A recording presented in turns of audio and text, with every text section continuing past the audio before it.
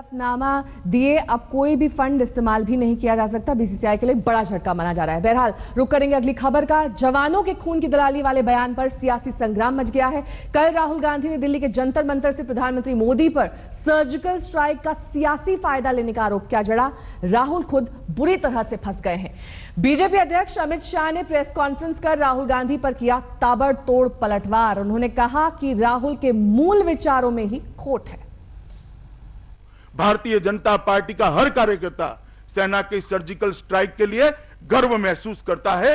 देश की जनता गर्व महसूस करती है और देश की जनता और भारतीय जनता पार्टी के कार्यकर्ता जो गर्व महसूस करते हैं उसमें अगर आपको आपत्ति है तो मुझे तो लगता है कहीं मूल में ही खोट है।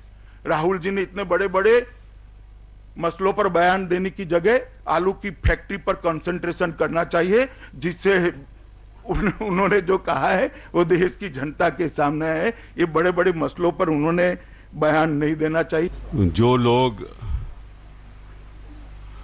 और जिन्होंने जेल की हवा खाई हो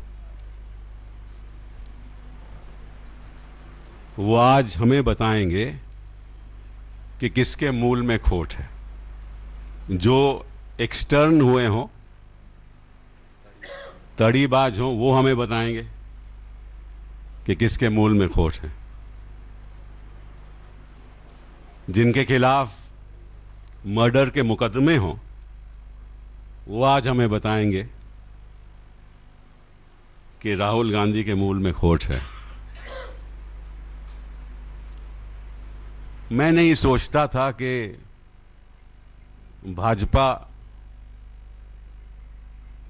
इतनी गिर जाएगी कि उनके अध्यक्ष को यह बात कहनी पड़े। तो जवाहरलाल नेहरू और अन्य लोग जिन्होंने हमें आज़ादी दिलाई ये उनके ऊपर इशारा कर रहे थे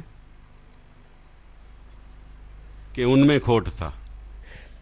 आपने कहा कि 71 की लड़ाई के समय आपकी पार्टी के किसी भी नेता ने कोई ऐसा बयान नहीं दिया जो देश की सेना का मनोबल गिराए।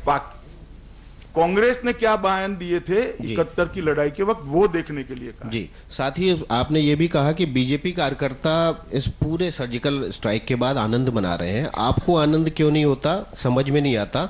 मुझे लगता है कि आपके मूल में ही खोट है। ये मूल कौन सा है? मूल से मेरा मतलब मूल विचार में खोट है। अच्छा किया आपने पूछ ही लिया, वरना तुम चला देते। रामनारायण श्रीवास्तव जी, कांग्रेस के नेतृत्व के मूल विचार में खोट है, ऐसा मैंने कहा। पहली बार कह रहे हैं कि एलओसी क्रॉस हुई है।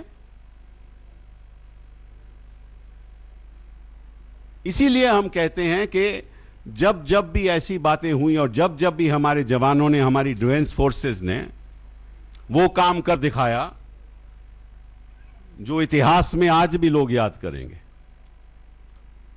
हमने कभी उस पर राजनीति नहीं की। कभी हमने नहीं कहा कि हम अपनी राजनीतिक रोटियां सेकेंगे। हम आज भी जवान को, अपनी डिफेंस फोर्सेस को सैल्यूट करते हैं।